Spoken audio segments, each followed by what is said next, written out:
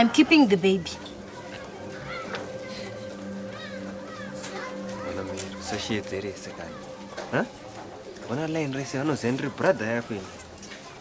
Huh? Did I don't trust him? I don't promote. You get out Koro. She does this. I'm more like your brother. You are going to have an abortion, and that's final. You can't make me. We'll see about that. I'm going to marry. I'm going to dig you and engage. Huh? I'm a year by my sponsor. Kuona, and this could marry yako. I don't need the man, and I don't need the child either. I'm not going to have an abortion. Mary, never. Karamba uchitaurisa wamese ndinovaudza kuti baba wemwana ndiyo. Mary. Tunazipedza what is Mary? Sunbat.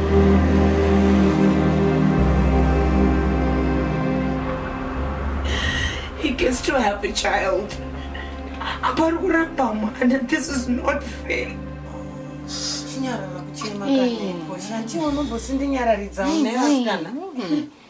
Murora, chirigeza kuramba wangochema unozorwara kane musoro nai mwanangu.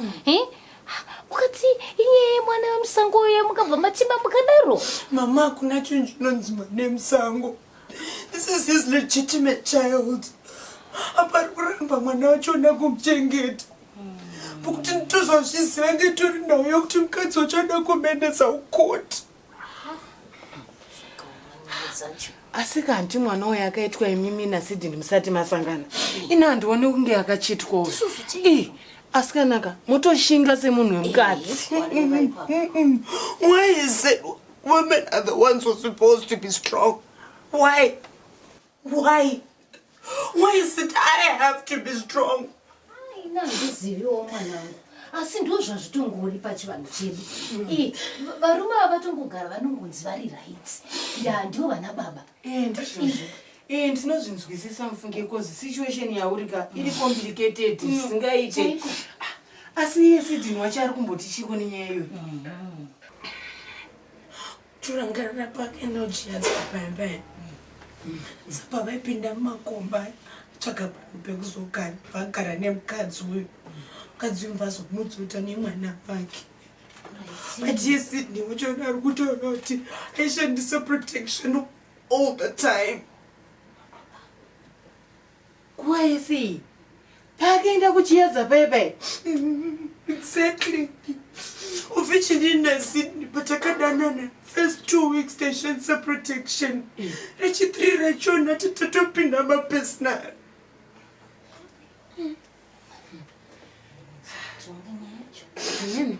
Ini nangu ndanga ndine idea. Neno kana what idea ndi? Ndanga nchiti kota taenda kunoona mukadzi uyu. Tonyatsonzwa kuti iye ari kunyatsodei pana Sidney. Ari kuda mari yake here kana kuti ingori nyaya yemwana uyu. Zvichida anogona kutobvuma kuti Portia naSidney vachengete mwana uyu. What's happening? Well, just so you know, I'm dropping out of school. What? Kone? I'm pregnant. Kanda zvanhu vakura.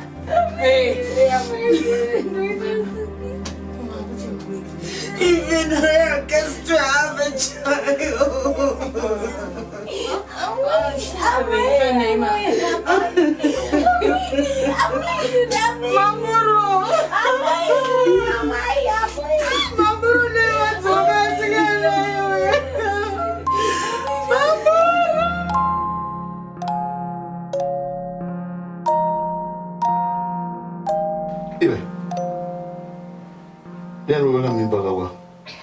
Come on, Dad.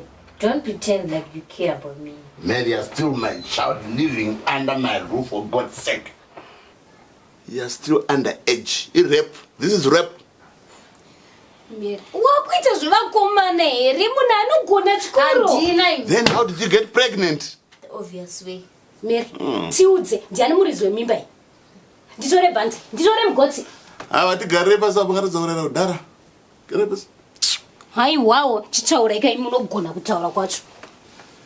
Were you raped? No. So? Look, I was lonely and bored, and I met this guy. He was lonely and bored with his wife, so we hooked up. No big deal. I can go and it to someone now. Shut up! Enda tu. Unofuwa ungachengeta mwana iwe. Iwori mwanawo. Wongwari mwana uchengeta mwana iwe. Uchengeta chidhori icho chakabata mwoka. Ngatitizve kutonga nyaya yemwana panapa tigadzirise nyaya. Shut up man, mwana uyu. You can do nothing man. She's a kid. Mwana. Not after leaving this house. Murume wacho alasungisa. Alasungwa. Maybe, but he didn't force me. I seduced him. But still, mosh. Yeah. If you say so. Oh. Wrong, man to agree. I don't think God is anything Shut like up. this. Uyu ndo unonzi mweya wedzinza chaiwo. Budhi wake hanzi ane mwana musango pamuviri anita anoropondwa nemurume uko kana maroja atobatirawo mweya wepano wehondo. Dzinzara rako iwewe. Rangu inini mati. Yes, Rangu inini mati. Like children, like mother, like daughter, like son. Like mother, like daughter, like children. Papi. Yes, wakaita mwana ni makaranga. Monda iwe, usade kunyepera kungwara manje iwe ndichitaure chokwadi mwana wacho aripo. Hauna kurara neni iwe tete wangu achiri wapenyu. Mona usaite kuti kukanganwa. There we go. Matanga.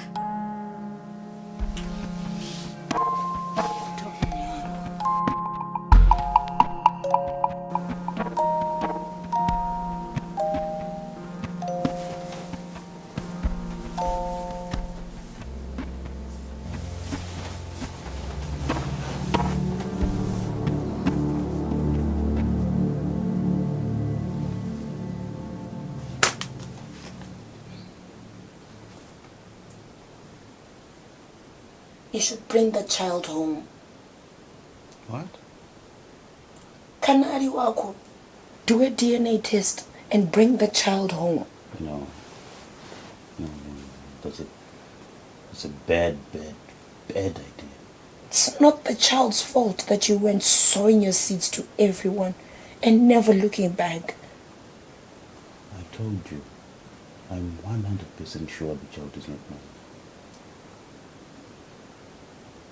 Sydney, out of all the things, I never thought you would do this to me.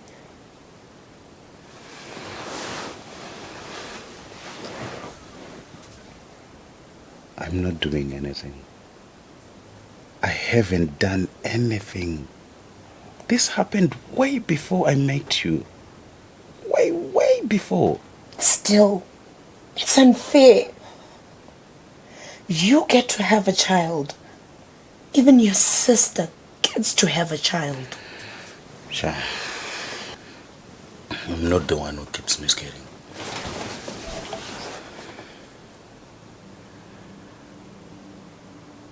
I knew you would blame me. You don't say it, but you always blame me. I don't. I mean, Pushi, you get to talk about it, and I can't. And when I do, I'm blaming you. Is that how it works? You get to talk about it, and I can't. You know it's not my fault. I know.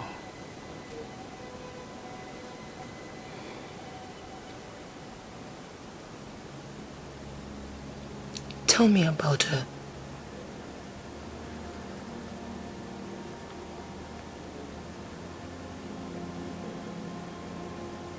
Tell me about her. What is it about her?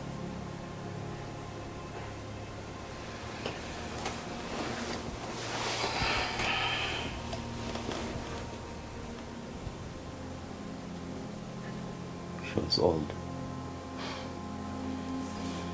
We grew very close. I just found it easy to talk to her.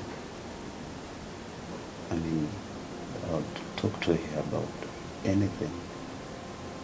and I never felt judged. And yet you can't talk to me. What is it really you will talk about? Nothing. Everything. But you still can't speak to me. I want to. I really do. But you still can't.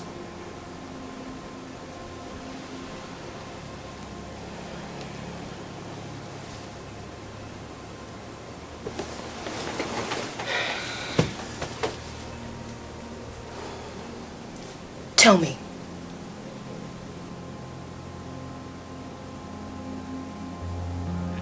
Do you want me to stay here